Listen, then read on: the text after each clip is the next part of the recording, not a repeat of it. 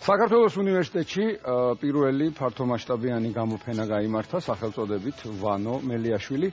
გამოფენაზე წარმოდგენილი იყო 20-მდე ნამუშევარი და დავით ჯანელიძის დოკუმენტური ფილმი ამავე სახელწოდებით, რომელიც მხატვრის ცხოვრებაზე მოგვითხრობს.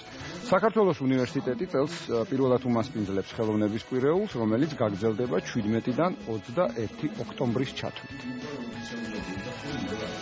ეს არის ნაივი მხატვრების, ანუ თვითნასწავლი მხატვრების კოლექცია. ჩვენ გვაქვს დაახლოებით 300-მდე ესეთი ნამუშევარი სხვადასხვა ოსტატების და საინტერესოა, რომ 5 ავტორი ჩვენი კოლექციის მსოფლიო ნაივი მხატვრების ენციკლოპედიაში არის შესული, როგორც გამორჩეული ავტორები და მათ შორის ერთ-ერთი არის ვანო მელიაშვილი. ამ კვირეულის ფარგლებში გაიმართება ძალიან ბევრი ღონისძიება, ეს იქნება სტუდენტებისათვის გამართული ვორქშოპები, ისეთი ტიპის ღონისძიებები, რომელიც სტუდენტებს შესაძლებლობას მისცემს ძალიან საინტერესო წარმომადგენლებს ხელოვნების სხვადასხვა სფეროში შეხვდნენ. ესენი არიან მაგალითად ძალიან ცნობილი მხატვარი ოლეგ ტიმჩენკო, ცნობილი მსახიობი ნინო კასრაძე და სხვა წარმომადგენლები ხელოვნების სხვადასხვა სფეროში.